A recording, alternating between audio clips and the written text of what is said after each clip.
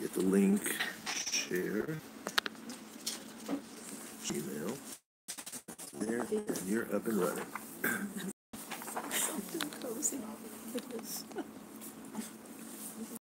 Can you put this up on the women's group? Can you put this up on the women's group? Okay. Good morning, She does? everyone. Okay, good. We're going to begin with Asara B'Tevis, review some of the fast day checklist halachas, and then we're going to continue our course.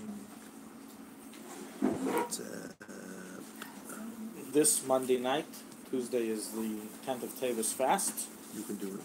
It starts at night, Monday night? And, well, some of the laws begin Monday night, as Okay. we'll discuss. Unless Mashiach comes before. But before the 10th of Tevis, we have the fast of the 9th of Tevis, which is a fast recorded in the Gilas Tainus, and also in the Shulchan Aruch in chapter 580. This fast is now extinct. We'll just give a few moments on it to understand what this fast was. The sources, when they discuss the fast of the 9th of Tevis, they leave it kind of in a... It's very secretive, the meaning or the purpose or the reason behind the institution of this fast. The Torah, for example, writes due to a unknown reason. Others write due to reasons that we cannot tell you. Others write it's not because of all that, it's because of Nehemiah, that I believe it was Nehemiah that passed away on that day. One of the Nevi'im. Okay. But further research shows that actually on the 9th of Tevis, that's the day that one of the leaders of Christianity passed away, who happened to be a Jew. We had two major Jews who were part of the formation of Christian theology, asides for Yeshua. We had Paul, and we had Peter. Paul, his Hebrew name was Yechanan, and Peter's his Hebrew name was... Anybody remember? Peter? His Christian Hebrew name was Petros, and as the Sefer Chassidim says, call him Peter Chamor. Maybe Pinchas? No, it wasn't Pinchas. It says call him Peter Chamor. Petros was his Hebrew name. No. In any event, this individual Petros, or as Sefer Chassidim says, make him call him Peter Chamor. You know Peter Chamor is the donkey. The donkey. Peter Chamor. So some say it's because he passed away on this day, and therefore we commemorate it with fasting. And what's the reason behind that? We commemorate such a day as fasting. So it's because in different sources it's brought down that he was planted by the Chachamim into Christianity to create a system of theology that was very different from Judaism, that it wouldn't attract Jews anymore towards it. And basically what's explained is that he was a hidden son before, and this day that he passed away, which is tomorrow. So it used to be commemorated as a fast day of tzaddikim. Maybe we'll do a share on this Wednesday night. I have to see how much material I have on it. It's a very interesting subject. So what is Peter's Hebrew name? Right now I don't remember. He was Yechanan. I don't remember right now. I have to look back into No, it. you said Paul was Yochanan. Paul was Yechanan. Okay. So it was, yeah. So one of them was Yechanan, the other one I don't remember. I have to look up again. The Christians say that his Hebrew name, Paul, was Shaul.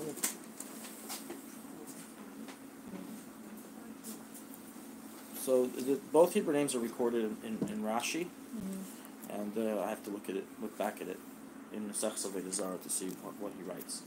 But maybe it was Shimon. I think his name was Shimon, and because of his state of sanctity and what he did for the Jewish people, so it was established as a hidden fast day. You can understand why it was hidden, because it kind of, first, number one, they can receive a lot of animosity from the Christians for saying that their great saint right? That they worship till today, right? The first pope, and the remnants of him, and they're turning him into a tzaddik. For whatever reason, it wasn't publicized, this information. Can I just ask you, are we going to talk about the halachic times of when the fast starts? Absolutely. And ends? Yeah. Okay, so that's the 9th of Teves, and maybe we'll do a Wednesday night share on this very interesting subject. We'll see. Let's move on. He's talking about the 9th first because it's Monday night? I was just saying the 9th of Teves is an old, extinct fast day, and I explained why. Now let's go to the next day, the 10th of Teves. We don't know, but there's a lot of fast days written in Megillas Tainus and in Shulchan Aruch, chapter 580. You can look through it. It's that for whatever reason people don't fast. I don't think anybody fasts anymore. Maybe you have a few, special Jews who still do it, but not that I'm aware of. And generally, the whole you read the descent in fast days occurred already in the times of the Baal Shem Tov when he propagated the idea of healthy body, healthy soul. Don't abuse the body in your penitence and your repentance. So that pretty much is what shifted this change of mentality towards fast days, and people really stopped fasting. But I don't have any real historical records of exactly when it happened. Wow. Interesting. The 10th of Teves, so this is a fast day that, unlike the fast day I just mentioned, the 9th, which is a nice fast day that used to be kept. The 10th of Teves, the staff fast, was established by the Chachamim. It's a rabbinical day of fasting. It's not just a customary fast that some people would fast. It's a rabbinical institution for men and women to fast on this day. On this day, what happened in 10th of Teves, the city of Jerusalem was placed under siege by Nebuchadnezzar, and from this began the destruction of the temple. And therefore we find that there's a certain severity, chumrah, related to the 10th of Teves that's even stronger than Tisha B'Av. Whoa. Because it's the start of the perennials. It was the beginning of the fall. What stringency do we find? That if Asar B'Teves falls on Shabbos, which cannot occur on today's calendar, but if it does, then you fast even on Shabbos. Where it can fall is on Erev Shabbos, and in that case we fast on Erev Shabbos. But that's not unique to that fast. Any fast would be the same idea. But nonetheless, Tisha B'Av, as we know, if Tisha B'Av falls on Shabbos, it's pushed off to Sunday. If the 10th of Teves falls on Shabbos, it's not pushed off. So that's its stringency, and the reason for it is because of that it was the beginning of the destruction. That's never happened, though. I don't know. In today's calendar, it can't happen. Right? I said yeah. Cannot happen in history. Sorry.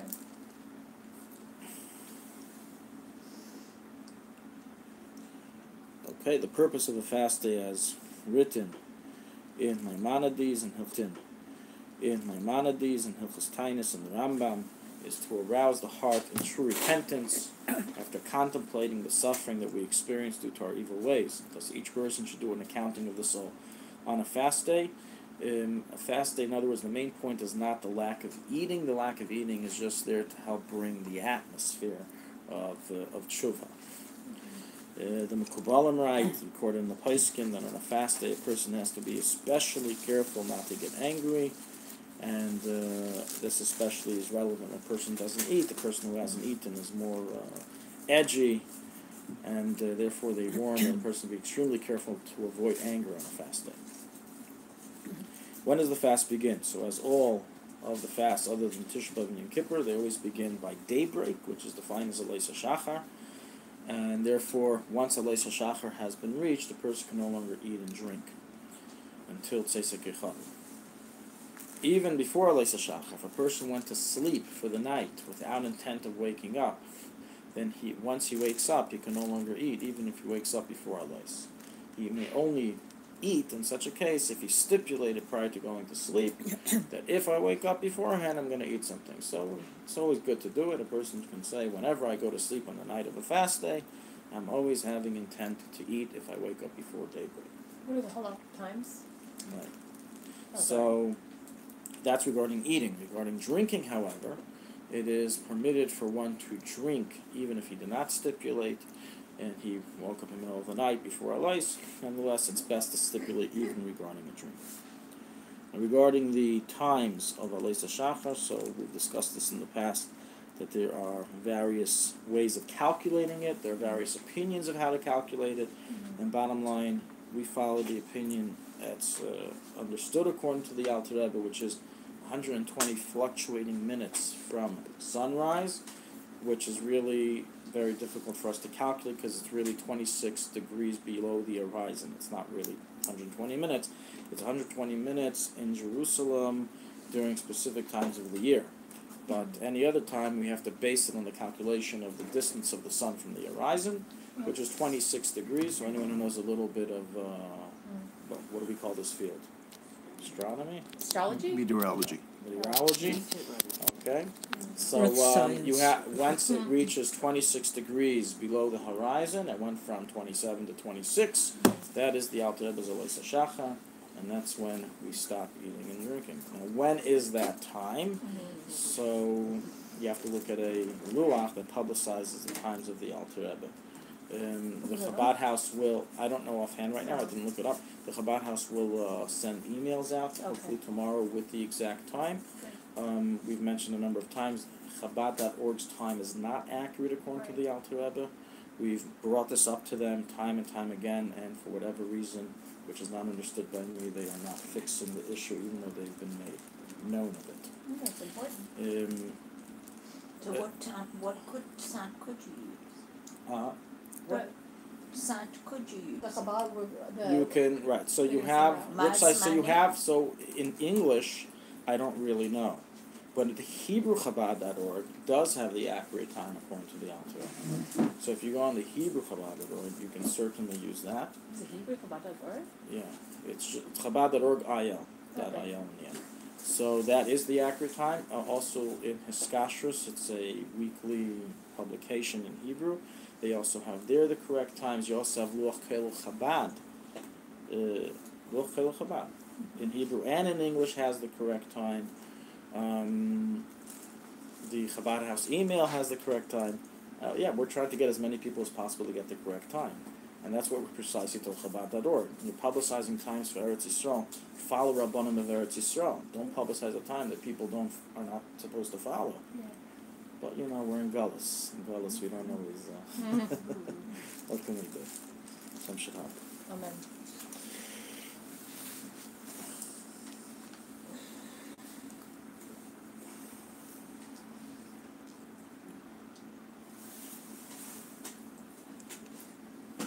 The place can record that a person should not specifically and intentionally eat a lot of food before the fast in order so the fast go by so fast that you didn't even know that you fasted. The person is meant to feel a little bit of pain. So having pre-fast huge brunches to survive the fast and not feel anything is kind of contrary to its theme. When does the fast end? So the fast ends by Tzesek Echavim.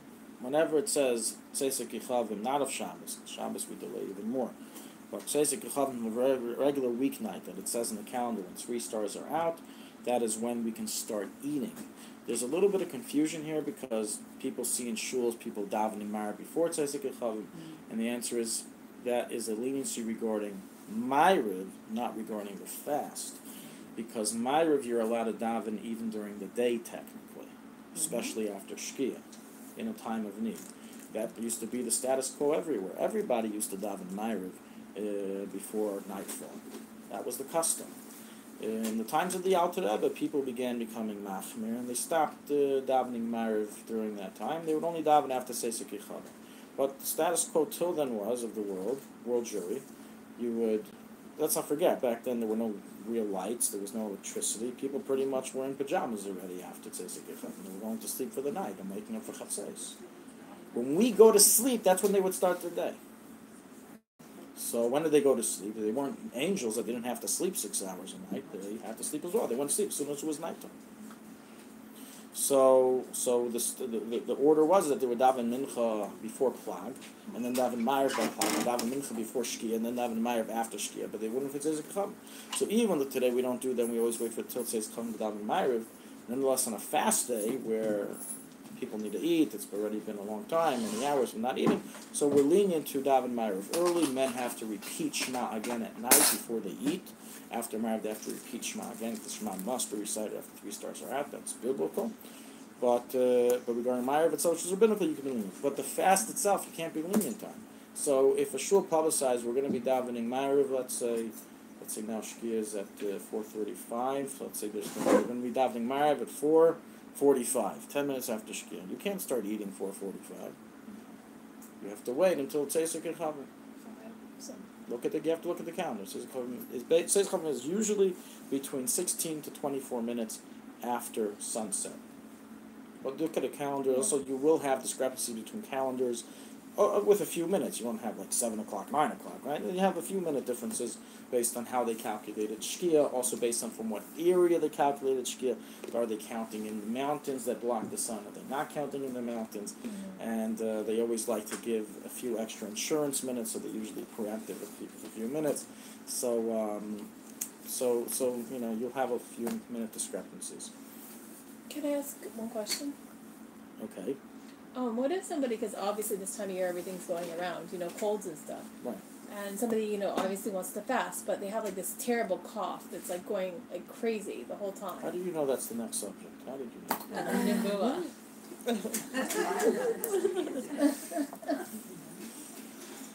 Those exempt from the fast, as with every fast day, other than Yom Kippur, a person who is sick is not obligated to fast. They were never obligated. Sick, the definition is not just the sniffles. The definition of sick is a person is bedridden. Okay. He is weak in his entire body, which could be a severe cold. Okay. Okay, a person that has a very strong cold, he feels extremely run down. Mm-hmm. That even if he forces himself out of bed, he's in essence bedridden. So the definition is, do you feel weak in your whole body? Usually a fever, okay, that's above the 100.4 Fahrenheit, is usually that's a definition of already bedridden. A person would be exempt from fasting on a fast day. Even if you force yourself out of bed, you're still exempt.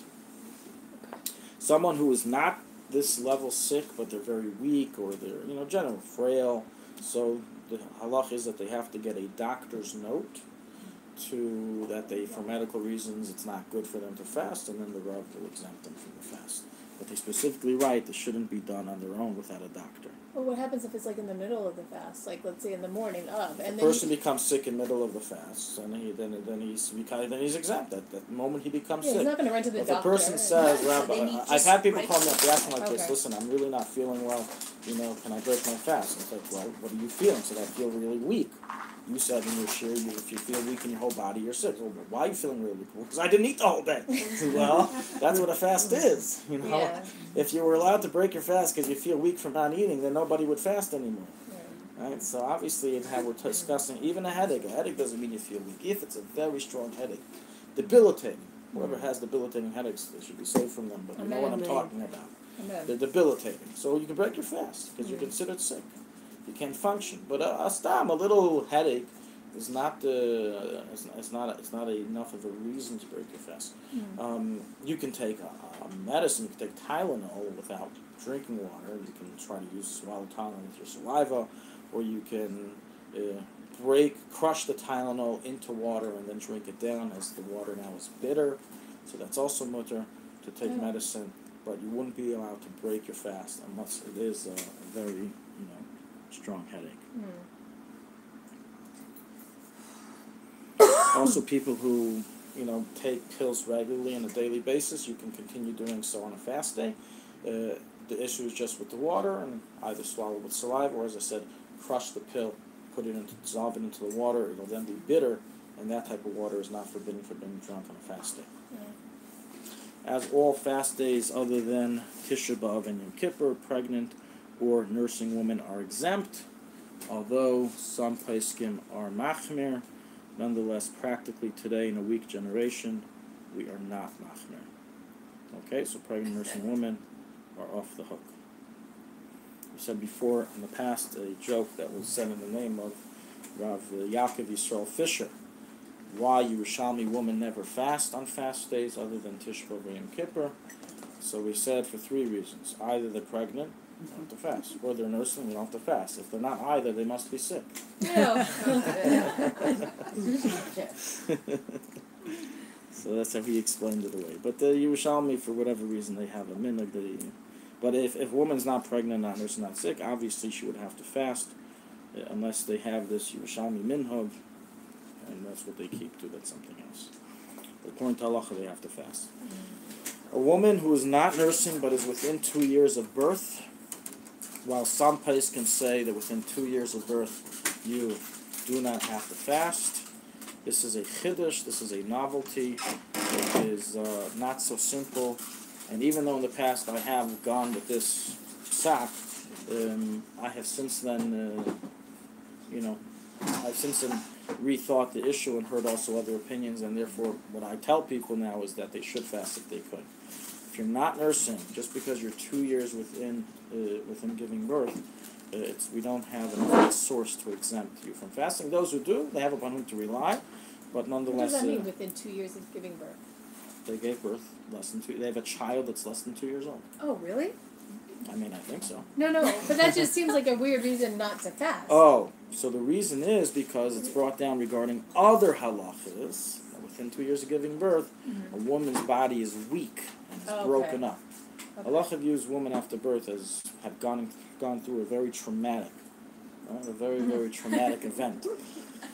Husbands too, but they recover right away after a day. But the wives, they take 2 years. It says the bones, the body is broken up. We have different halachas in Hilchos Nida that vestus that are affected by that. So these Paiskim, the Marsham, and others, they want to use that information that's used in those subjects and attach it as well to fasting. If you're within 2 years, then you're exempt from that. Problem is that the Paiskim in the laws of fasting never made that clear. They never said that. So it's a novelty. So I never saw anyone push back against it, so that's why I went with that status quo for many years. But and there are Rabbanim who rule that way. Their perspective is whenever there's a leniency in fasting, just go with it today. We're lenient. But other Paiskim are machmir, and I have to admit that their position does hold more weight in my opinion, because it's once again, this novelty was not recorded in the classical Paiskim in the laws of fasting. The best thing is, if you're able to, the best thing is to fast. If it's difficult, you have upon whom to rely.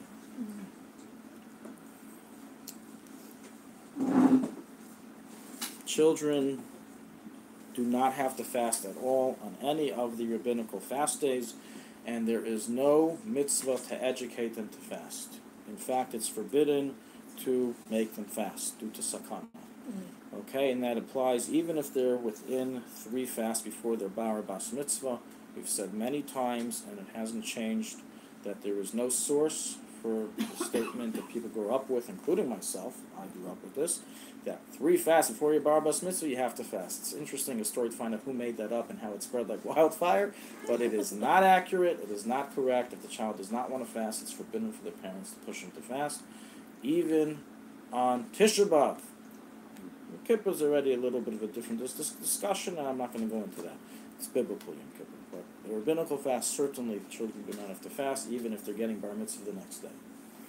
If they want to, and they feel they're ready, the parents don't have to stop them, but they don't have to fast. They don't have an obligation.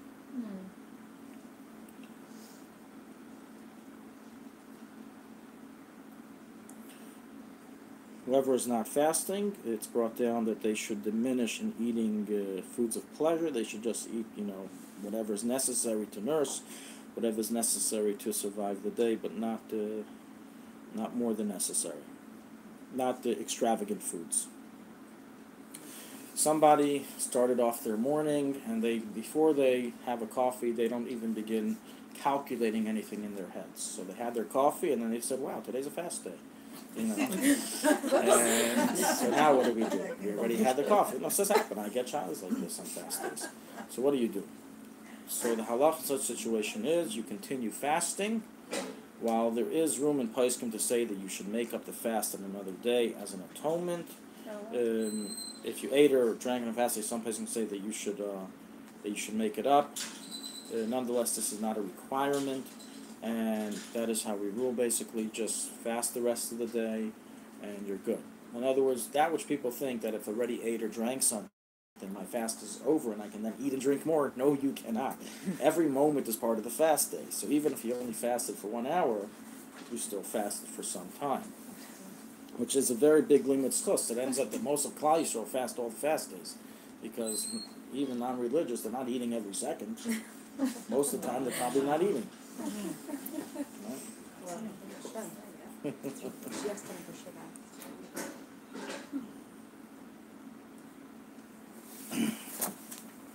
In davening, as we do on all fastas, we recite slichas as part of the davening.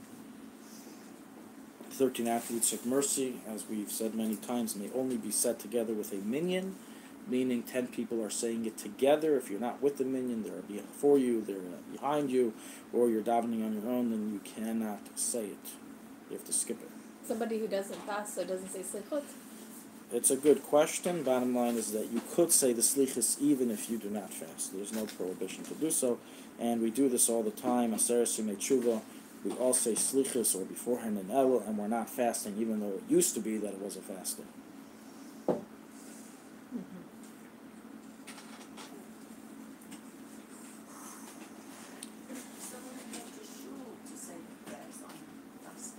What's that? Some ladies go to shul to say Some do. It's their prerogative. Some do. Some stay home. All depends on what the situation is. Whatever they decide. Anenu. The prayer of Anenu, according to Ashkenazim, is said only in the mincha prayer of a fast day. We say it right in Shema Kilenu. If a person forgot to say it, then, and of course they're fasting. Anyone who is not fasting, does not say Anenu. It's only said for those who are fasting. But in the mincha prayer, a person would say it in Shema Kilenu. If a person missed it and he nevertheless fulfills his obligation, although it's good to say it before the second Yula Ratzim, to say it again, not to make it up.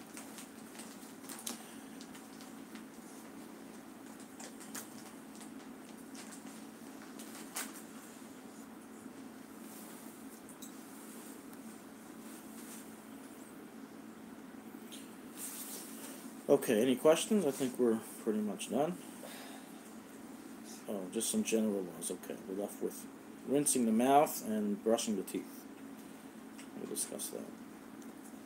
Okay, so on a fast day, it's debated whether a person is allowed to rinse his mouth, and the final ruling is that we do not rinse our mouths on a fast day. We do not brush our teeth on a fast day, is that it's synonymous with rinsing the mouth, and therefore it is not to be done. However, a person who is in great mouth stress, his mouth is very much bothering him because it hasn't been washed, what can happen? In such a situation, then they may be lenient to rinse out their mouth or even brush their teeth. In such a situation, obviously you're not drinking anything, you're not swallowing anything, but in a case of great discomfort, you are allowed to rinse your mouth out on a fast day. Even on a fast day. There's no restrictions against bathing on a fast day, wearing leather shoes, or intimacy. All these things are only relevant to Tisha B'Av and Yom Kippur, not on the regular fast days, although there are poskim who are machmer, and some meticulous Jews are machmer, and therefore they won't bathe, go swimming, put oil on their bodies, or have intimacy, or wear leather shoes on a fast. Well, leather shoes, no one's machmer on Tisha B'Av, but everything else, they're machmer throughout all 24 hours of the fast. So some also will not listen to music, correct. Minadin, mutter. Minadin, it's mutter. Okay, any questions?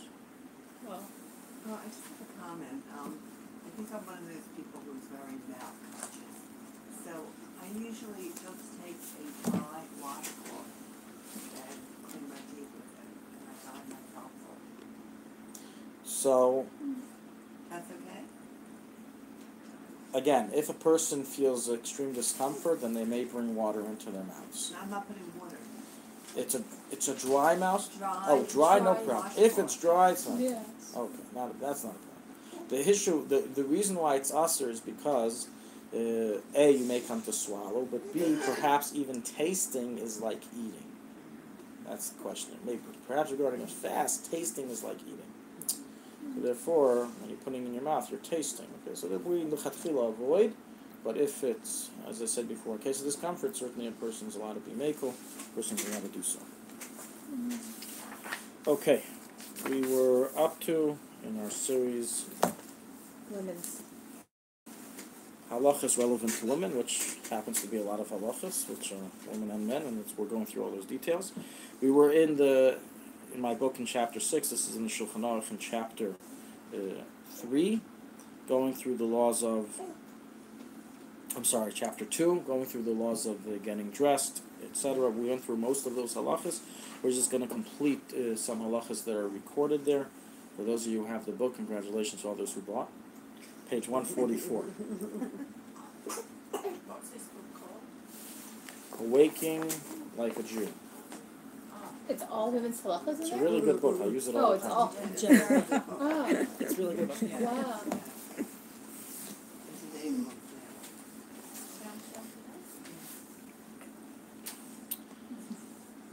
Okay, so we're done basically with clothing. The remaining subjects that are discussed there in the Shulchan Aruch chapter 2 is regarding bathing and walking, okay? This is just where it is. There's no separate siman regarding how to bathe and how to walk. It's part of these subjects. So it says the following. The same way we discussed regarding getting dressed, that a person should precede the rite, either based on the Kabbalistic reason of chesed or based on the Nigla reason that the Torah gave honor to the right, and one should always respect that which is greater, that even if it's your own body, you should respect the right over the left. So too it is regarding bathing and washing. It's written in the Shulchan Aruch, brought in the Magen Avram. The Alter brings it in both of his versions of the Shulchan Aruch in chapter 2, Halacha 6 and 4, and also in the Ben Ish Chai. So we have here everyone's together, Ashkenazim, Sephardim. We all agree on this, that likewise, when bathing one's body, one is to follow a certain order, giving precedence to the more powerful. Now, what's the most powerful part of the body? You're right. The head. The head. The head, That's what you do, yeah. right? Without the head, where would we be? The head is definitely the head for it, right? It's on top for a reason. And so therefore, as the Aruch HaShulchan writes, one begins in bathing, he begins washing first the head. And this is something that we should get our kids used to from a young age, when they take showers, when they bathe, that they should know that even when you bathe, we follow a certain order. You're anyways bathing your whole body, so what's the big deal? Just do it in an order. Right? So the first comes the head, which is the top. And only after is which is the king of all limbs, and then the person goes ahead and does the right hand or the right arm, the right side, and only then the left.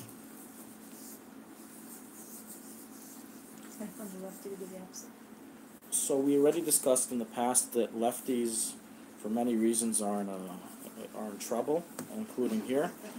It's a debate based on Kabbalah versus Nigla. According to Nigla, their more powerful side is the left, so they should proceed the left. According to Kabbalah, Chesed always remains Chesed on the right.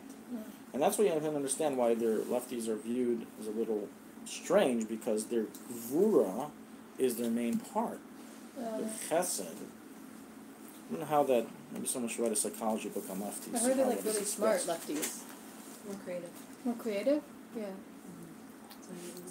That's Chesed people are more laid back, relaxed, and Gvura is very goal-focused. I don't know. But that we do find that debate. So whatever they do, maybe one day they'll follow Kabbalah, the next day they'll follow Nigla, or they should choose to just follow one their whole lives. But there's a lot of discussion regarding lefties. This is one of them that does not have a clear arbitration. Once again, the wording of the Shulchan Aruch is that when bathing one's entire body, begin washing the head as the head and king of all limbs, and then one does the right side and only the left side. And this also, by the way, is done havdil by a mace. This is also we wash a mace, first the right and then the left. And this debunks the theory that whatever we do by a mace, we don't do ourselves. No, we do this by a corpse. We do this by a corpse, and we do this also to live people. We first precede the right in all cases. Even by washing hands, the Alter writes, first you should wash the right hand and then the left hand, whether it be for Negel Wasser in the morning, Negel Wasser for bread, or you got your hands dirty. Which hand are we going to wash first? So if there's a fight, the head should decide, right? Fight between the hands. This one. The right hand wins. When you say the right side, you mean the whole right side and then the Yeah. So why then, this is an important question, I think. Why then after Shemona Esrei, when we say, Oshe Shalom B'Marma, we bow to the left first? Oh, so your question is asked by many Paiskim. You weren't the first one to think of it. Oh man. Right, at least You're I... thinking like a Posek. And they answer. So first, number one, Sabbaism in truth say you should do to your right side. But they say like you. The real answer is because you're bowing to someone, and that someone is God, the Shekhinah. And his right side is our left. Ah. That's the reason. That's why only then do we do to the left. But by Ois Shalom of Kaddish, we always do to the right.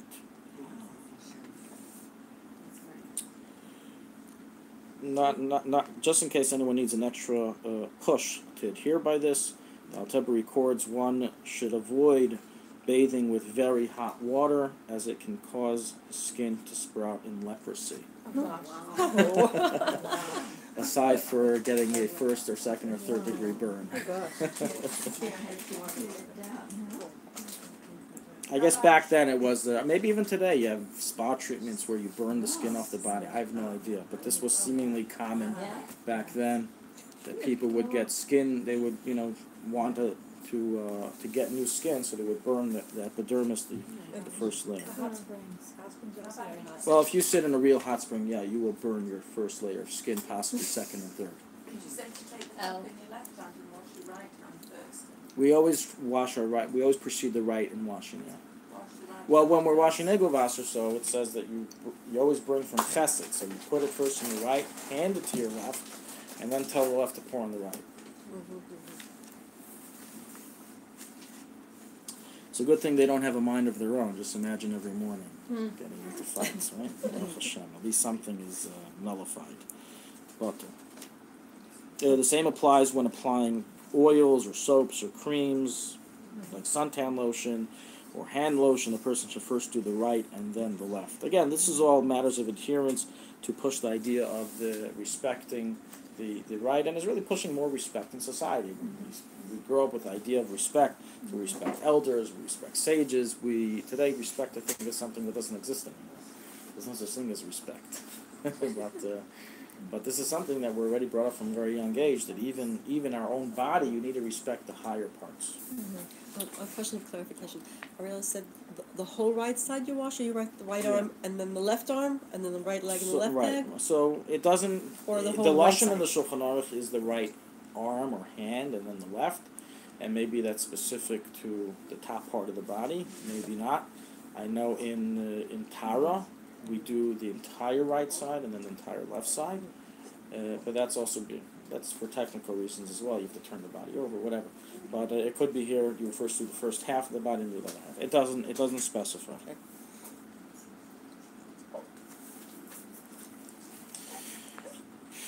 Okay, walking. So that's done with bathing. Regarding walking, so even how we walk, it's there's halachas written down how a person should walk. And it may seem like very subtle and silly, but the truth is that it happens to be, we judge a lot of people, and a lot of people judge us based on how we walk. It's true. Yeah, it is true. Okay. I once was speaking to someone, and I mentioned someone's name, and he told me, bluntly, that person is so arrogant. Why? Do you know him? Because I know this guy. This guy is like one of the most bottle guys I've ever met. It's like, he's so arrogant. So why so arrogant? You ever see how he walks? He has a back problem. The guy has a back problem. He walks that way because he doesn't walk the way it says in Shulchan Aruch. He has a back problem. So, but you just see that people judge people how they walk. It's unbelievable. You never met the guy. I thought he was an arrogant guy. Okay, so recorded in Shulchan Aruch in chapter 2, again the same chapter in the Mechaber, likewise in the Alter Rebbe, that a person has to realize that when they walk, they are walking against the Shekhinah. The Shekhinah is around. The divine presence is around on earth. And the same way we have what's called atmospheric pressure on our heads. Anyone know how much? How many pounds? It's a nice amount. It's a very nice amount of pound. We don't feel it. If we felt it, we would never go outside. We feel like there was a building on top of our heads. No, there is. There's atmospheric pressure on our heads. Anyone who goes scuba diving knows exactly what I'm talking about. When you go down under the water, you begin feeling it heavily, and that's why you can't go to certain depths under the water, because you have all that water on top of you, plus the atmospheric pressure, and that's what people can disappear underwater. They explode. But so that's saying that there's also the Shechina is on top of us, the Shechina is around us, and therefore a person has to be careful how they walk. As walking in certain manners of arrogance, it says, Doiche Ragli Shechina pushes away the Shechina from amongst us. So what is that way? The person has to walk in a humble manner. So it says that a person should walk in a way that his head is slightly bent downwards, not like this. Rebbe specifically says this. Not like this in a way that he bangs into walls and poles. That's obviously not healthy. But in a way that he doesn't, his head is not all the way upright. It's a little bit bent downwards. It's a posture of humility. Yeah. Not with an outstretched neck. It says in the pasuk that the Bnei Sion walk with outstretched necks. It's a sign of haughty and arrogance. So that's how a person is meant to walk. And the general ruling is that if the head is low enough to be able to see, the tip of the shoes, then even from the bottom of one's vision, then that's considered low enough, and it's fine.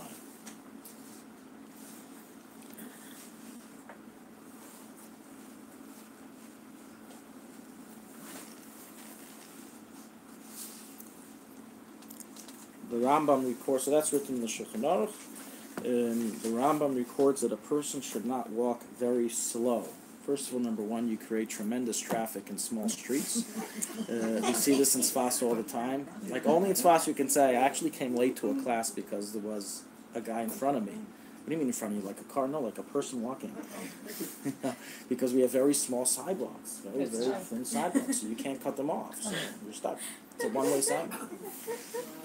So, so obviously a person who's sick, old, you can't blame them. Yeah. That's the situation.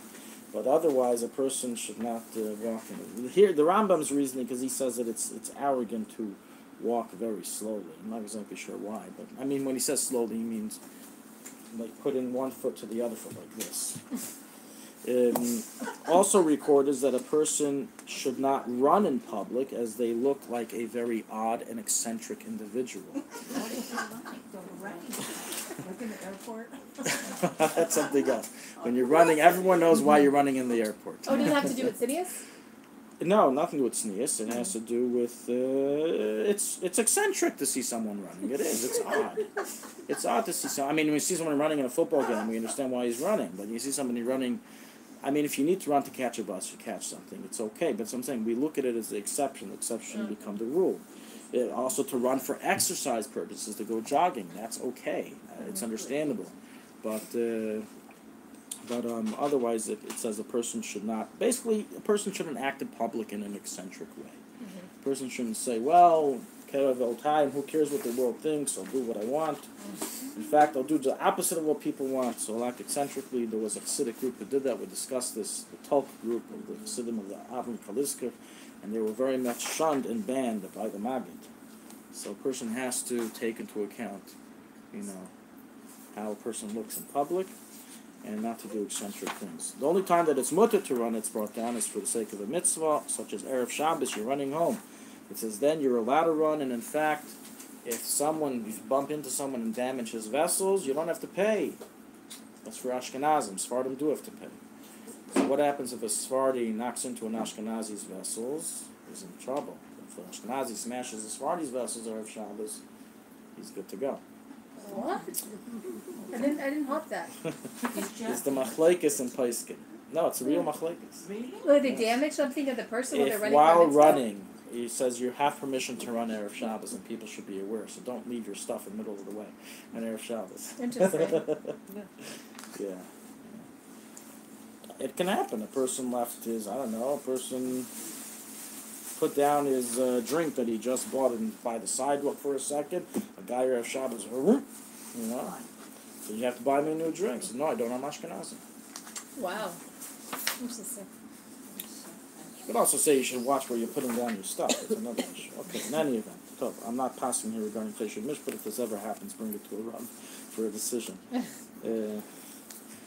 All right, that's the end of this subject. We're going to begin a new subject, which is the next siman in the Shulchan Aruch, chapter 3. Chapter 3 discusses bathroom laws. We're going to skip around here, what we're going to cover here. So you finished with the women's? Everything? Yeah. Well, now bathroom.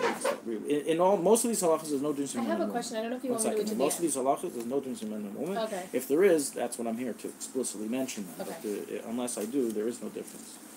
I have a question. Shall we wait to the end? On this? No, I don't even think you're going to mention it, but I think it's So like then let's wait to the end. Okay. I want to get started with this. no problem. Okay,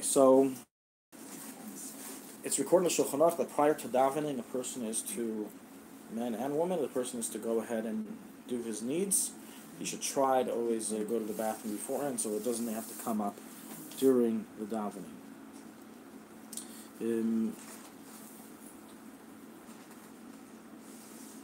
I believe I mentioned this in the past. It's just an interesting fact to know. No halachas here really relevant.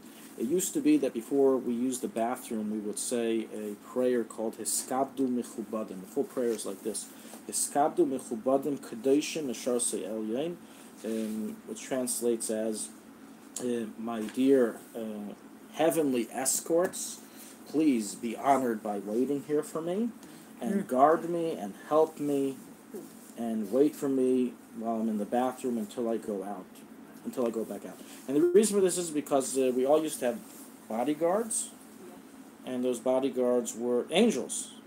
Yeah. And they wouldn't come with us in the bathroom. They don't go in bathrooms, so we tell them, please, do you mind waiting? I'll be out in a few minutes. Today, we no longer say this. This is extinct, this statement. And the reason that we're no longer accustomed to say it, even though it's recorded in the Shulchan Aruch, the Rabbi brings it, the Mishnah Berurah brings it, the Mechaber brings it, all the places can record this custom. Nonetheless, the Alter Rebbe writes, and the other places can write that we're no longer accustomed to do it, is because we don't consider ourselves so holy to the point that we actually have these angels escorting us, that we have to tell them, please stay outside the bathroom. You don't have to tell the angels that they're not there to begin with. Now, this doesn't mean that people don't have angelic figures. It's just that this type of angel that would, wait before a bathroom is no longer relevant. Chassam Sofer, based on this, was accustomed not to recite Shalom Aleichem on Shabbos. As he says, the same way we don't say Skabdu Mechubadim because we no longer get those angels, so to Shabbos we shouldn't say. But that's not the Minhag Yisrael. We agree on Shabbos. Jews are on that holy level. We do have those angels we come home with, and therefore when we're singing Shalom Aleichem, we're singing it to the angels. So there's angels with us. And so it's brought down, the place can bring down the halacha. A person is to make sure his home is tidy and neat and not have things on the floor. The angels don't like messy homes. Come home, they see toys all over the floor. Say goodbye, I'm leaving. So it's brought down, or food, it's brought down in Shulchan Aruch, Dr. Moshe, that after the night meal, don't say I'll clean it tomorrow morning. So clean it that night. The table should be clean, the floor should be clean. As you have angelic guests that want to schmooze, want to fagrein, they can't do it with dirt all over the place. So, if you say Tzeitzchem Shalom, do they go? Right, so the Tzeitzchem L'Shalom is like, it's like saying goodbye to a guest, but he's not going to really leave for like another day. Sort of. Oh, wow, really? Yeah, they don't actually leave like Tzeitzchem L'Shalom. Because when we went to Manchester, we stayed with Rabbi Yosef Chazan. Rabbi Chazan said, we don't say that because we don't want them to go. Tzeitzchem L'Shalom? Minhag Yisrael, we say all four stanzas. Of course. Now there are some who don't say it, there's some who don't say any of it, But Minhag Yisrael, the classical Minhag Yisrael, is to say all four stanzas. And it's just for you to know, this is a real fact, okay? Shalom Aleichem was composed by its Tzfas author, the author of Tikkun Shabbos, on Tzfas. We like blaming everything on Tzfas and giving Tzfas all the credit, but this is really true. It really is. The Sefer Tikkun Shabbos was written by its Tzfas author, and we are the source of Shalom Aleichem as well as the Chadaydim, as well as many things. Yeah. So the city is a very special city to get those angels in on Erev Shabbos. Rabbi, I've heard some people say Shuvahem L'Shalom. Yeah, that's What do they say? Shuvahem L'Shalom. And they add a fifth. What does that mean? Yeah. True. Yeah, that's Yeah. Again, as they say in Hebrew, Rosh Katan, I follow what my ancestors did for all the generations since its inception. What the Tikkun Shabbos writes, what the Rebbe and the Siddur writes. Say Tzeitzchem L'Shalom. That's what it says to do. some Sfardi do that. Okay, no problem. Everyone can follow their minhag, but the initial minhag is Tzeitzchem L'Shalom. And as I said, they're not leaving. No. You ever have a guest, you tell them, so when's your cab? You give them the hints, but they still stay. You never had that before? It's kind of a way. Well, we're already blessing you now that when you leave. Okay. It's recorded in Shulchan Aruch. It's recorded in Shulchan Aruch that even, again, in chapter 3, that even in a bathroom, the laws of modesty apply, which is the covering of the body. We're not going to go into the exact details. You can look it up in the Shulchan Aruch, chapter 3, in the Alter Rebbe, Halacha 1 and 2, or in the book over here, Halacha 4. But basically is that a person think because it's a bathroom, therefore no laws of modesty apply. And the body should be covered as much as possible, even when using the restroom. This applies to both men and women. There are different measurements given to men and women in the Shulchan Aruch, but they're not really relevant. We're not going to go into it. Okay, regarding privacy, so we do find some differences in terms of privacy in the bathroom between men and women. First of all, number one, some things that apply to both genders is that a person is to be alone in the bathroom. A person is not in the bathroom is something of privacy, and therefore children should not be in the bathroom together with their parents. Preferably, and parents should not be in the bathroom with their children. It's brought down that if the child is scared to be alone in the bathroom, or a child or an adult is scared to be alone in the bathroom, then the person shouldn't go in, but should just stick a hand through the window, or let's say through the door, and that'll give them their moral support to be in the bathroom. You actually should not be in the bathroom with somebody else. There's safety sometimes, because I was in Jerusalem watching my sister's kids, and I took them to the shuk, and I was really nervous to keep the baby outside, so I took the baby 100%. Inside the stall with me. It would be very wrong to follow this halacha in that situation. Okay. I do agree with you on that. Okay. Do not leave your kids unattended in public because you need to use the bathroom. Right. Okay. So 100% in the case of safety, it's permitted, and likewise, it's brought down that in public bathrooms it says that women should go in more than one at a time, in order so the men know that the woman inside. But today you can say it's anyways gender separated. I once looked into this. Anybody know when it started? I believe it started in the early 1900s. Gender separation of men and women bathrooms. And meaning until then, either there was no such thing as public bathrooms, or if there was, it was, you just use the bathroom. What do you mean men and women? You use the bathroom, whoever wants. I know in Congress, in the House of Congress, in the United States Congress, I believe it was only in the 1960s that they first got their first gender-separated bathrooms in the House of Congress. I think that until then, there first of all weren't many congresswomen. Now we have in the House of Representatives over 100. But back then there were very, very few. And there was actually no separate gender in bathrooms in Congress until 1969. In any event, bottom line is that today, since we do have this gender separation, in any event, it's not, it would be really frowned upon for a man to walk in, so there's no longer a need for women to go in together in this, in the bathroom. Certainly in a private bathroom, this same law would apply, a woman would not go in with another person. Yeah. If you're driving on the road in Israel, these bathroom stops, they are unisex.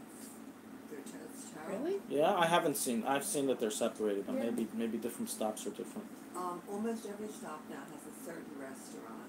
I think it's not a kosher restaurant. Well, that's You go in there and you walk out, wash your hands, and there's a man standing next to you. You don't even realize he's poured into that. There's nothing wrong with it. Nowhere in Halacha does it state that you have to have separate bathrooms for men and women. It just says is that when women are there, a man can't come in because of yichud, because of other issues. So, but nonetheless, there's no issur for a man to use a woman's bathroom, a woman to use a man's bathroom. But when there's men there, or when there's women there, then it is a problem. It's yichud. Only thing is, a public bathroom, it's not really yichud because anyone can come in. So what's the yichud? Anybody can come in. So it's okay. Nonetheless, back in the day, let's not forget, a public bathroom was not a bathroom in the middle of the kikar, the middle of the city. A public bathroom was a bathroom in the fields, away from everything, that people would come and use. So there wasn't issur of yichud in those type of bathrooms. Talking in a bathroom, this applies to men and women, is not to be done. The Halacha in Shulchan Aruch is that one may not speak in a bathroom. Number one, doing so is immodest. That's the reason the Alter Rebbe records. The Mekubalim record a different reason, that the bathroom contains contains a special evil spirit whose name is Tani, Tuf Nun Yud. I call him Tony, just nice, makes sense. Okay, but this evil spirit, Ruach Ra, that resides in the bathroom, he needs, he nurtures off of the voice of people. And therefore it's brought down based on Kabbalah. In Halacha we already said it's Asr, but even based on Kabbalah it's brought down furthermore that when a person speaks in the bathroom, he attaches himself to this Tony individual, and which I can't imagine is not very good. So we don't talk in the bathroom. And that's what's recorded. If somebody asks you a question, you go, Yeah. A person does not. That's while using the bathroom. Versus inside, I don't know, looking in the mirror, it's something else. If a person's using the bathroom, then a person should not answer, and you should just nudge them to let them know it's occupied, but not to actually talk. Certainly not to have a conversation on the phone in the bathroom. That's certainly not allowed. Text messaging and things like that is already a different story. It gets attached to your throat? Or What's that? does it get attached to your organs? Tony? Yeah. I have no idea. He hasn't told me the way he works. You should never know. Is that the same Tony that if you buy a Fiat, it comes with it? The car Fiat, you fix it again, Tony? Same guy? This Tony is probably the same guy. There's another Tony that we have, and that's a klipa called Tanya. A klipa called Tanya, or Tani, it's really the same name, and that's what I'm assuming it's the same person, same Ruach Ra. Says that's the klipa that tells people not to learn God's secrets of the Torah, not to learn Kabbalah, not to learn Chassidus, and it's basically stay megushim, don't get so holy and spiritual. So this is the guy. Seemingly, I mean, the name is almost the same name. Maybe cousin, maybe, who knows.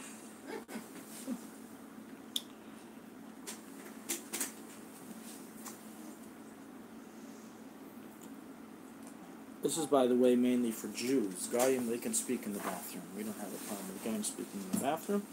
It's mainly the voice of a Jew contains Kedusha, writes the Seilis Blula, and it's from that Kedusha of the speech of a Jew that the Klippas they receive nurture from. Okay, we're going to do some skipping. There's nice information. We're not doing everything, so anyone who wants the whole picture should look in this chapter. Regarding the direction to face when using a bathroom, so you don't really have a choice because it's wherever the toilet is. But if you're initially building a bathroom, then according to the Alter Rebbe Medur Basra, the way he rules is that a person should initially build it in a way that it's not facing Jerusalem, and as well does not face between east and west. Let's just see that in a moment.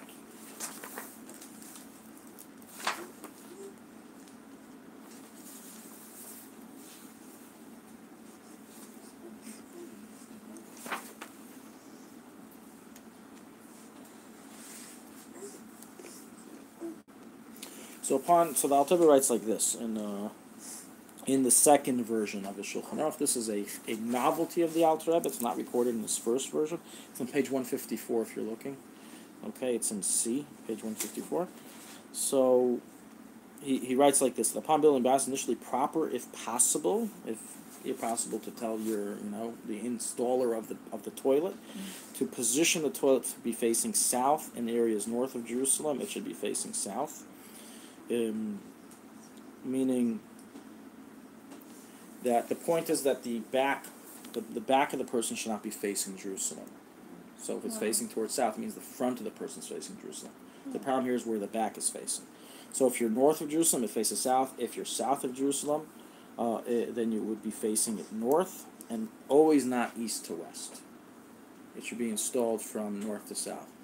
And this is so anyone who is installing a new toilet, they should be aware of this halacha. To insert it shouldn't be from east to west because that's where the Shekhinah is. It shouldn't be facing the Shekhinah, and also shouldn't be facing Jerusalem. Meaning, the opposite. The toilet is facing Jerusalem. The back side is not. The back of the toilet is not facing Jerusalem. It's a little the opposite of how we would think. But, okay. In this halacha, we'll go to another halacha which is related, also brought in the same chapter. in chapter 3 regarding sleeping positions. So when I say sleeping positions, I'm saying the positions of the bed, okay? Not the position of the body on the bed. Women really don't have any restrictions on that. They can sleep in whatever position on their beds that is comfortable. Men do have certain restrictions. They can't sleep on their back, can't sleep directly on their front. There is what we know that it says that you should begin on the left and then go to the right. There's no between men and women on that, but I think that's an extinct matter of how things used to be done. I know the Kids Shulchan Aruch records it, but it's kind of difficult. To program yourself, wake up in all the night, and then switch to the right side. I don't know. Anyone do that? Yeah, you program yourself to switch sides. How does that done? It's just done. Even it out. Okay, maybe Why you'll teach can't a us man the sleep secret on his one day. back? Can lead to nocturnal emission. Okay, and that's something obviously not relevant to a woman. No. But here that's not our discussion here. Here our discussion is the direction of the beds, okay? So as follows. We have a major debate between Kabbalists and Halachaists regarding how the beds should be facing. So let me make this clear. The debate is only for married couples. So everyone agrees that a single individual, child, the bed can face in whatever direction they want. Even by a married couple, if they have a home which is only used by the husband or the wife, the husband gets a vacation home for him, the wife gets a vacation home for her, then they can also have the bed face whichever direction they want. But a couple's bedroom, because that's an area where they have intimacy, and therefore the halacha is as follows: that the beds, so it's like we have a debate. According to halacha, the beds may not face east or west, okay? Neither direction. Meaning when you're sleeping, you can't be sleeping towards east or towards west. And the reason for this, because we said before, the Shekhinah is found in the west, and eventually if you're facing east, you face west. Bottom line is that the Shekhinah is there, either back to the Shekhinah or front to the Shekhinah, therefore intimacy is not to be done in that position, and therefore the beds are to not be positioned from east to west or west to east. We're not done. The Zay, however, says, no. Our problem is if it faces north-south. It should specifically face east-west. So it's an exact opposite. Oh, great. You don't have beds.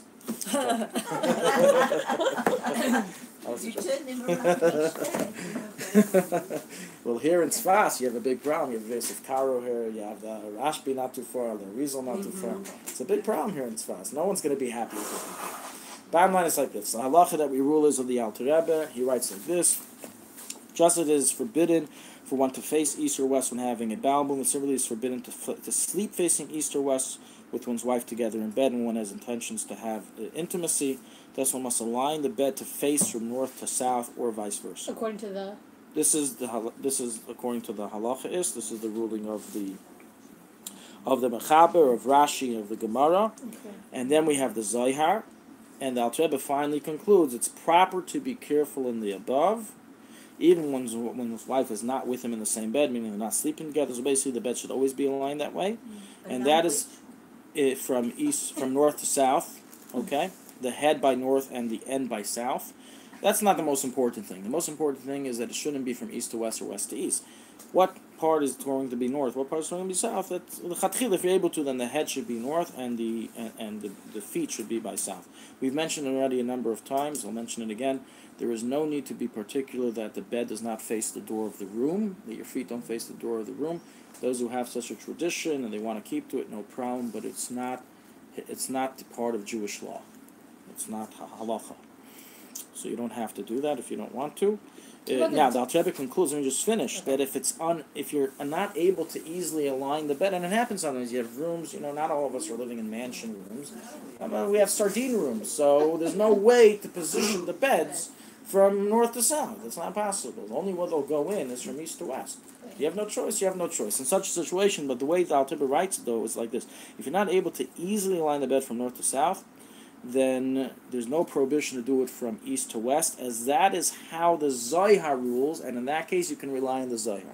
So it's basically initially try to make Rav Yosef Karo happy, and Rashi, and if you can't, or if it's difficult, then you can go ahead and, make a coalition with Rav Shimon Bar Yochai. You can go like the Zohar. So that's the bottom line halacha. Now I know there have been people who've said that, we don't follow this halacha anymore today. That's not correct.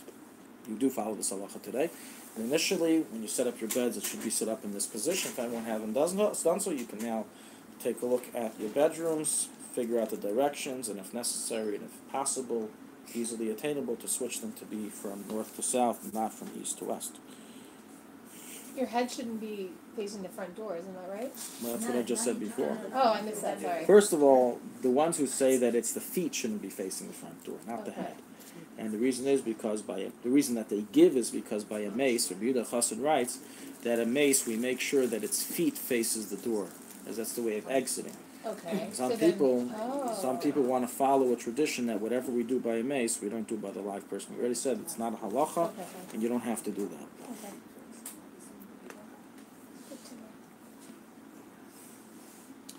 It's recorded in Paiskim in the Gemara in Brachos that positioning the bed from north to south is a skula for having male children. It is also a skula for a healthy pregnancy without miscarriage. So those are two things recorded in the Gemara that are beneficial of having the beds in those positions. And sometimes we take these things lightly, but when someone, a couple or Chaman al-Itzlan, is having trouble, difficulty in conceiving, this is something that we may want to mention to them. What is the position of the beds? There's a segula you don't get better than a segula in the Gemara. People today are shopping for segulas. They found a segula in a book 200 years old that no one ever heard of before. That's only the hidden segulas are the most grab the. What is a segula in the Talmud? Talmud just says a segula that you put it from north to south for male children or for having healthy pregnancies.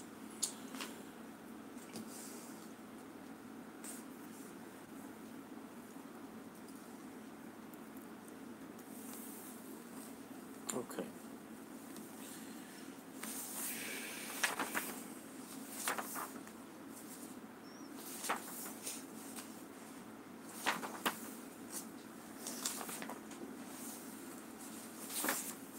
Okay, we're going to skip. We're going to go to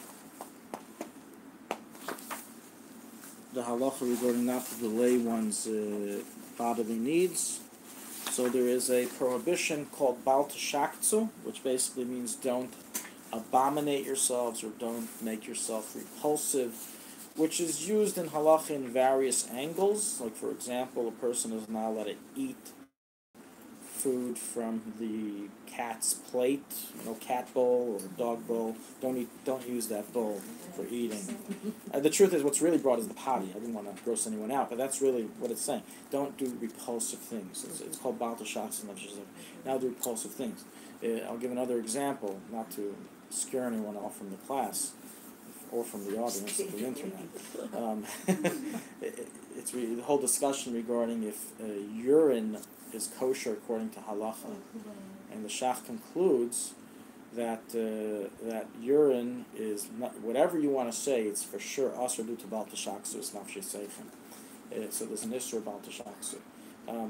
Baruch Hashem, no one here has ever heard of this, but be aware that there are people who drink what I just mentioned, and they claim it's. I've seen it. Yeah, if it's to save a life, no? Not to save a life. They believe to save a life. Okay. Well, if you're in the middle of the desert, there's nothing to drink. I'll tell you how it could save your hydrates life. It only takes one article. Someone writes an article on the internet of you discover the greatness of urine and how it can save lives and everyone should drink it every day. And it's on the internet. It's an article. Of course it's true. Doesn't matter that 99% of the world doesn't agree with it or there's no real studies that back it. It's an article. People believe it. There's an own thing. People do it, unfortunately. So there's an issur about the shaksu. A person can't do things that are repulsive. So that likewise applies to a different angle, and that is a person is not allowed to withhold his bodily needs. And so we're just going to discuss this for a little bit. This applies to both men and women. If it's a bowel movement, okay, what we call number 2, that is possibly a biblical prohibition, okay? It's machlekes if it's biblical or rabbinical.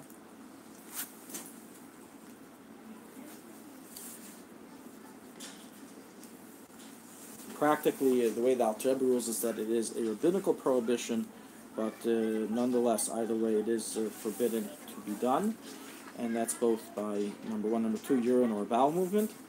And when is it that it's permitted to delay? So basically, whenever a person feels the need, they should go right away. Also, based on Kabbalah, it's explained that urine and feces is considered klipos, and when a person leaves them in the body, if even talking in a bathroom subjects us to having a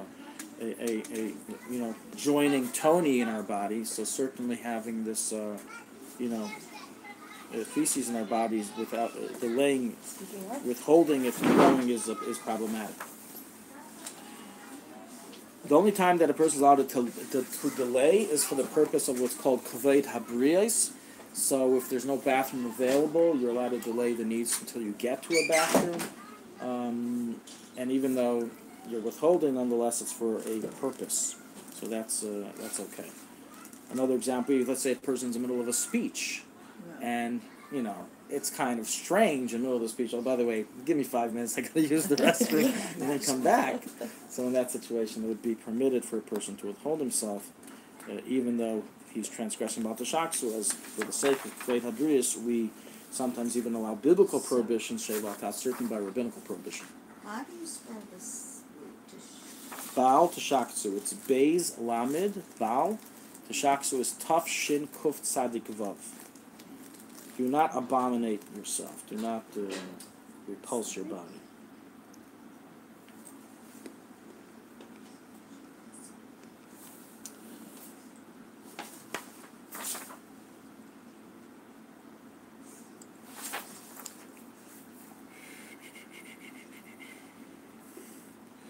The Eshel Avram of Butchach, I believe it's Eshel Avram, Mukar Chaim, one of the two, they write, or maybe it's the Munkacher, that nonetheless, some people, they learn this and they become very conscious, and it almost like becomes like a compulsive disorder where you're always feeling you need to go to the bathroom. This is real. People have this, and especially when you add the religious aspect to it, then they become extremely compulsive. Oh my gosh, I can't do B'at Shaksu, and they're every 5 minutes running to the bathroom. So first, number one, just for everybody to know that, as doctors have pointed out, anyone who needs to use the bathroom, urinate very, very often, that is a unfortunate sign of diabetes or pre-diabetes, and there's other symptoms as well, and that's obviously a warning sign that people need to be aware of and check out. That's just medically. But so the Paiskim right is that the person in that case is not Avram B'al Tashaksu, and they should specifically train their body to withhold themselves so their urethra is able to hold in more and to, it's like, muscles, like working out. So that is permitted to be done. That's not a problem.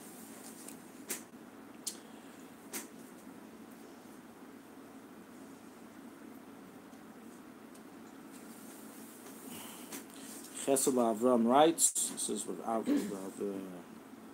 the same author as the Pelegates, as a Papa, and it's brought also in the Ben Ish Chai. The Kabbalists state that one who is lax in these laws, meaning he delays his bathroom needs, it causes impurity of the mind. While a person who goes ahead and makes sure to always go to the bathroom on time, it helps bring impurity of the mind. So these are little things that we don't always pay attention to, but they're all part of the general scope of a Jew being cleansed and pure for service of God. Okay, Asher Yatsa.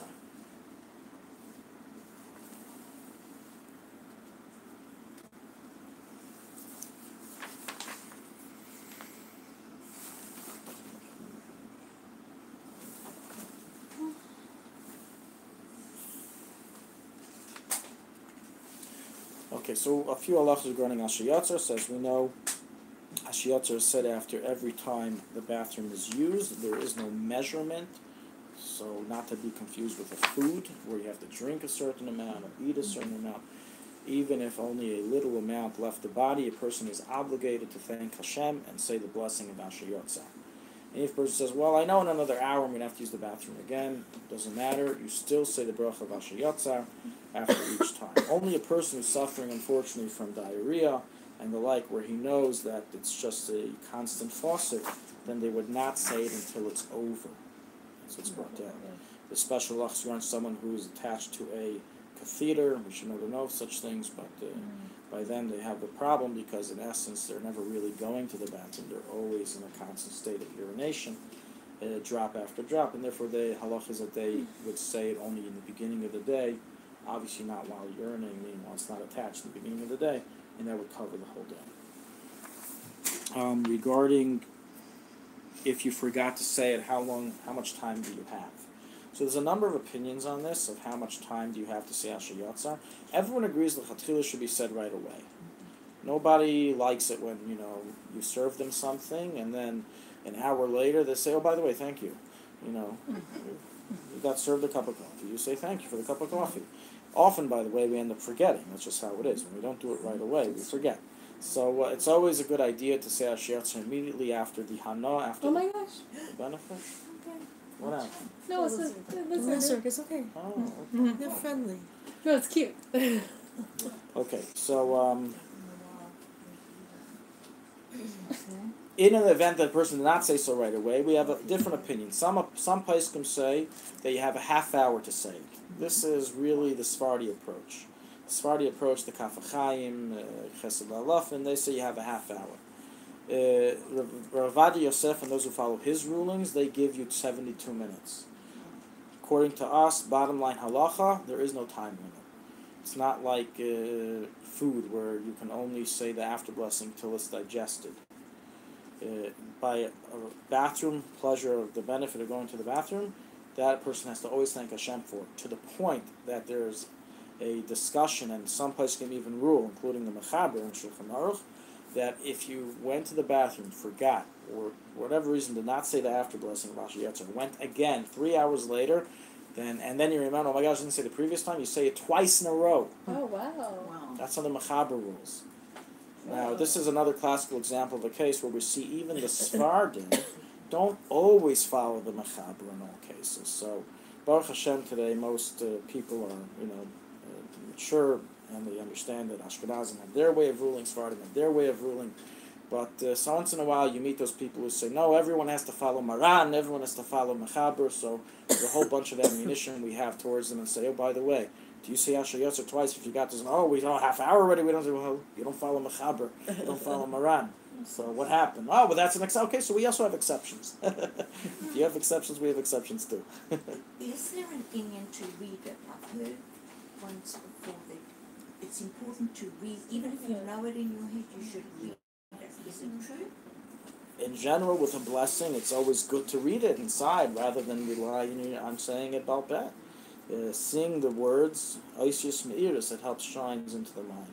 It also helps keep us from getting distracted, Usually the Yetzer Hara doesn't just sit by and do something else. He knows that the Asher Yatzar is meant to be said right after bathroom use, and he starts throwing, and especially it happens during the day, we're in the middle of doing a million things. So the mind is, so what helps keep the mind focused is reading it inside. But there's no isser to read it, to say it by heart. A person may say it by heart if he wants to, but nonetheless, it's a good tactic for concentration to read inside. Back to our question, how do we rule? Bottom line, we rule is that we do not say you can say it twice, as when you say it once, it covers both times. Mm-hmm. Similarly, if a person went ahead and, for example, ate bread, forgot to say Berachas Hamazon, and already removed his mind from the meal, had Hesach Hadas, etc., etc., etc., and then decided to eat again, he has to wash again, he has to say Amaitzi again, but he doesn't bench twice. When he benches, it covers both meals. Mm-hmm. So the same idea, that's the way we rule. But nonetheless, from this we understand also that there is no time limit, and even if 4 hours pass, you remember that didn't say Asher Yatzar, you may still say Asher Yatzar. This is unlike the approach of the Sephardim. Well, by that time, you probably went to the bathroom again. So you're going to say it. And you just have in mind? Because you said you don't say it twice. Correct. Okay. Yes, so it's best to have in mind to cover the previous time. Okay. But you don't have to wait until you have to go twice. You can say it right away. Right. Okay. A person was in the middle of eating something, and they just finished eating. They have to use the bathroom. What should they say first? Alamichya, Beri Nefashos, or Asher Yatzar?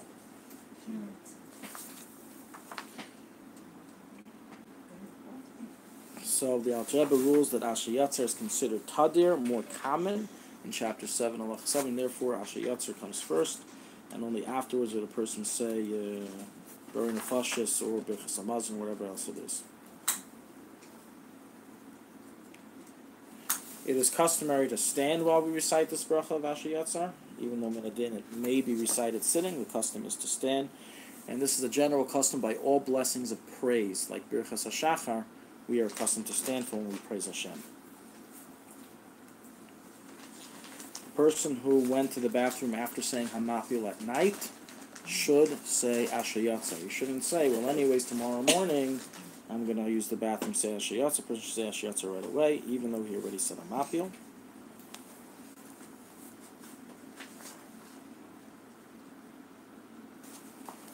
If in the middle of Asher Yatzar saying Shul, you hear Kaddish or Kedusha, so the halacha is that if you are in the middle of the blessing, meaning you are past Baruch Atah Hashem, you're already in the middle, you already said a few words past that, then you can stop just like in the middle of Shema, so you can answer Amen Heshmei Rabbi, you can answer Kedusha, but if you're just in the Baruch Atah Hashem in the beginning and end, then you cannot stop and you have to finish. Okay, that's the end of here. We'll continue next week. If you wake up in the middle of the night, Yeah, 1 second. if Yeah? you wake up in the middle of the night, You say Asher Yatzar. you what? Yeah, sure. Second question. It's regarding piercing, ear piercing. I was talking to an ear piercer in Yerushalayim for my little niece. She's like 2.5. And then he goes, I don't know why he said, he goes, yeah, we do all kinds of piercing. You can even get your nose pierced. And I was like, I had my nose pierced, but like I don't wear a piercing. I don't think it's Sanua. Correct. And that's my question. Is it Sanua sometimes? I mean, I don't have The determining any factor